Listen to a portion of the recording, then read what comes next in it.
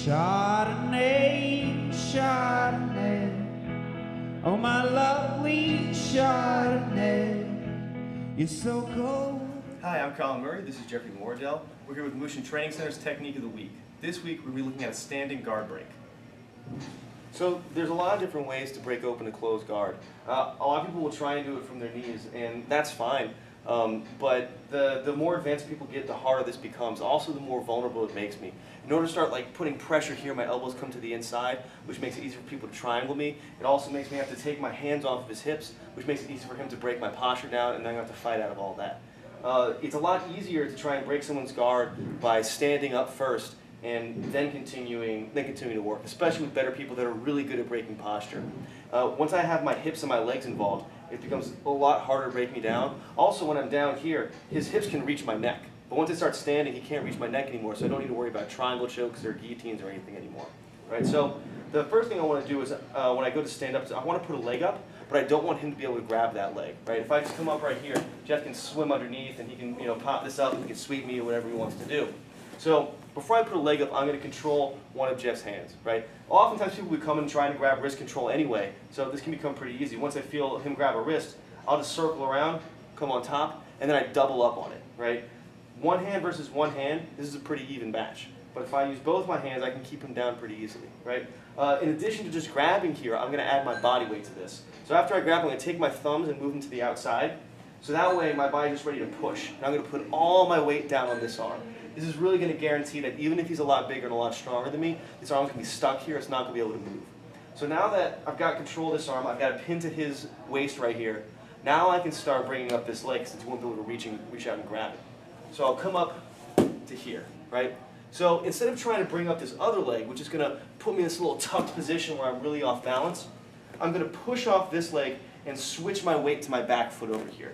So I'm pushing off, coming here, right? One of the most important parts of this technique is what I do with my hips, right? I'm not coming here to here. My posture is broken here. It's very easy for him to pop me down, or he can drop his legs right here and sweep me. Right? He can come underneath me like he wants to, or he can even just grab my ankles and knock me back. Right? Very, very basic sweep. But if I come up, shift my weight, and my hips come forward like this, he can't knock me backwards. He can drop down, push all he wants. Right? I'm hanging out. Right? I'm not falling down. So here, got this pin, putting all my weight down. Step up, I adjust my weight back, and my hips thrust forward. Right? I'm leaning all my weight on him. If he weren't there, I would literally fall forward. Right? I'm using him as a third leg. Right? So once I'm here, my arm's going to reach back between both of Jeff's legs right here. Right? I'm not going to try and wrench this. Lock up really tight for me, Jeff. I'm not going to try and wrench this off of my arm. My arm's not nearly strong enough. But my core is a lot stronger. So instead of trying to pull here, I'm just going to lock my arm in place, and I'm going to rotate my body. And he breaks really, really easily. So one thing to note about this, especially when we're drilling, we don't want to develop any bad habits. What happens a lot of times when people are drilling this technique, they come here, they'll get here, and they'll throw the person and come down here to side mount. Right?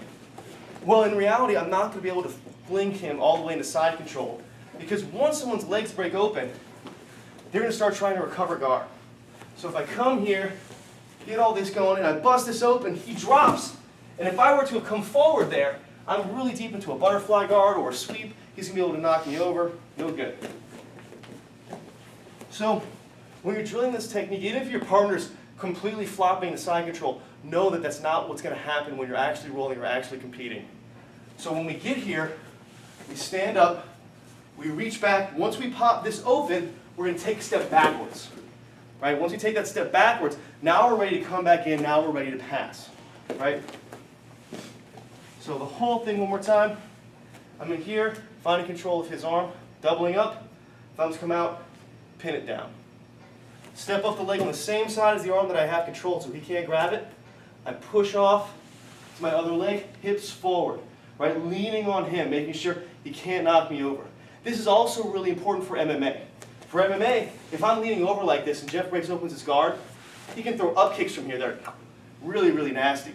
But when my hips are in front of my head like this, If Jeff tries to up kick me, it's going to slide right off my stomach. It's not going to be able to hit my chin. So then I can take my step backward, come in, start working my passes.